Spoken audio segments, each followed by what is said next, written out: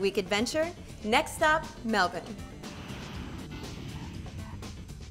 A city with style, culture, and a European flair, Christina, Cara, Mark, and Amelia begin their individual Aussie Week Melbourne adventure.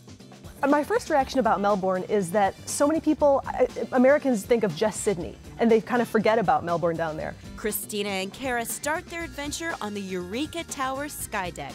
I think it was a great thing to do on the first day because you're up there at the tip top and you can sort of look out and just absorb the whole city from above.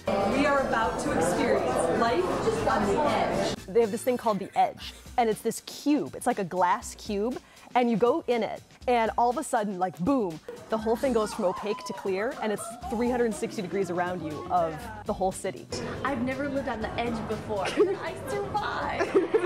Same city, but a completely different start for Mark and Amelia. Hi, I'm here with John, and Michael. And we're going to take a tour on their motorbikes all around the best of Melbourne. Woo! Sweet! Have you been to Melbourne before? My first time. We just got in a couple hours ago. Oh, yeah.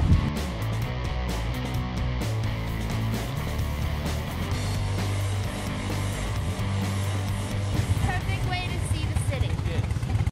On the Foodie's Dream Tour, Christina and Cara get a delicious taste of Queen Victoria Market. Doing the Foodie's Dream Tour at the Queen Victoria Market was mind-boggling.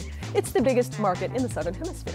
And the biggest market I've ever been to. I mean, it makes like the LA Farmers Market seem like the size of my thumb, you know? I'm officially taking the first bite of a kangaroo in Australia. Pretty good. It was awesome. Day 3, Christina and Cara have some fun with the locals. So we kind of got invited to this fundraising party. And what was really cool about it is that we were the only Americans there. Mark and Amelia, on the other hand, dive into a hair-raising adventure. Where are we going? To dive with sharks. The next day was sharks and falling off buildings. Yeah, all within probably a span of 4 to 5 hours. Oh We had a my lunch in God. between. But we knocked it out. It was so fun. Yeah. And we were the champions of the world by the end of the day. Yeah, we were pretty nervous. I mean, honestly, we got there and we were really nervous about the sharks.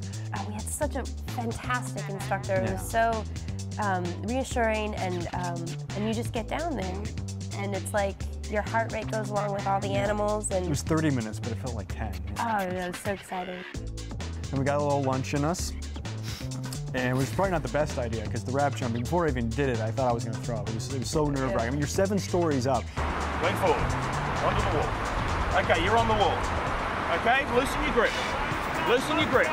And you're looking straight down at the ground, 7 stories. And you literally think, this is unnatural. I was such a jerk about everything. I was like, are these knots tied? Are you sure they're tied? Am I safe? Are we sure we're safe?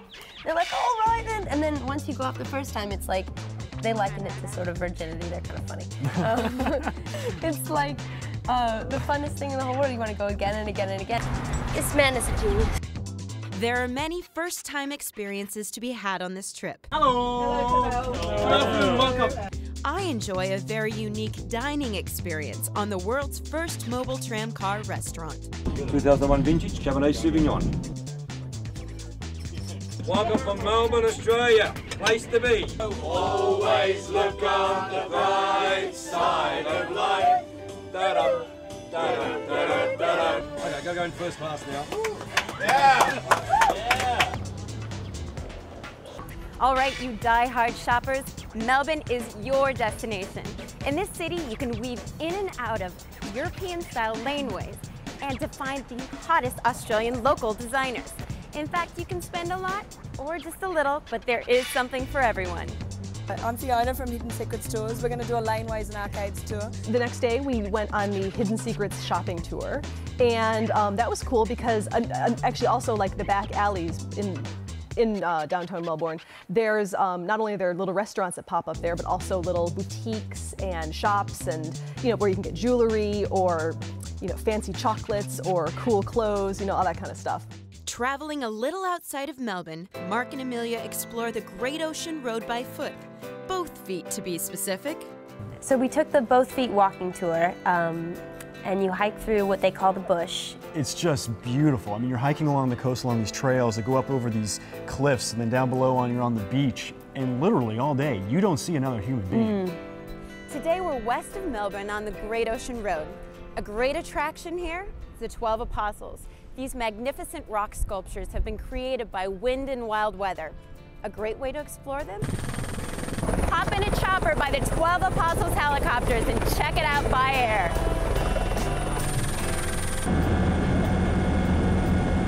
I only want to travel by helicopter from now on.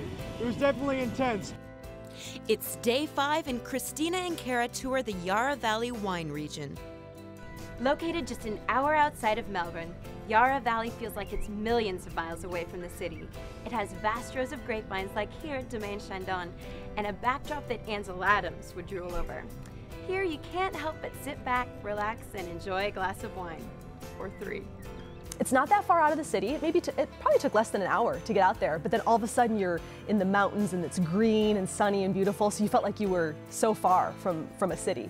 We're at the Greenpoint Winery, Domaine Chandon, and we were established in 1986, and where we're standing is what we architecturally designed as the link between our French heritage and our Australian practicality. So I'll take you for a quick tour of the winery and then we'll get down and have a drink. Ah! Well done. Oh! Look at that. Wow. After their visit to Greenpoint and Domaine Chandon, Christina and Kara are off on a wildlife adventure. When you come to Australia, you don't have to go deep into the outback to experience the awesome wildlife. The Healesville Sanctuary, just outside of Melbourne, offers the world's largest collection of Australian wildlife. At the end of the day, we went to the Healesville Sanctuary, and that was my first opportunity to see the authentic Australian animals. So I was all excited to see the koalas because I had not seen any yet. Oh, they're so cute. And they're so beyond adorable. Like, you just want to take one home and just snuggle with it. A meal at Botanical leaves the girls speechless. That night we went to one of the culinary highlights of my life, a restaurant called the Botanical. And what was so great is we got to meet the chef, who's Paul Wilson. And then of course he sits down and with his like adorable Aussie accent is just warm and welcoming and just the nicest person ever. I ordered the lamb, which I had not had lamb this whole trip yet. And it's such, it's such a thing that you have to have when you go to Australia. You gotta have Australian lamb. So I thought, I'm glad I saved it for like the best restaurant. And I mean, it was just phenomenal. Mark and Amelia spend their last day exploring the city center. Let's see what Christina and Kara are up to on their last day.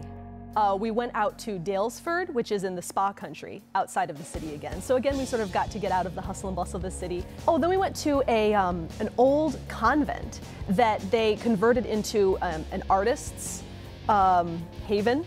And they maintain the integrity of the convent. So like, it sort of had that old feel, but then there's like modern art on the walls and stuff. Melbourne's melting pot of cultures gives the city its unique flair. Its coast and Great Ocean Road is unparalleled, and the culture, dining, and vineyards make it a fantastic 7-night adventure.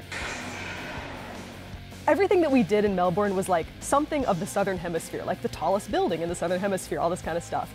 And we were like, you know what? This is like the Paris of the Southern Hemisphere because it has that feeling of being romantic and sophisticated and yet fun and exciting all wrapped up in one. It was just every day was a new experience. We had a lifetime's worth of experiences in a week.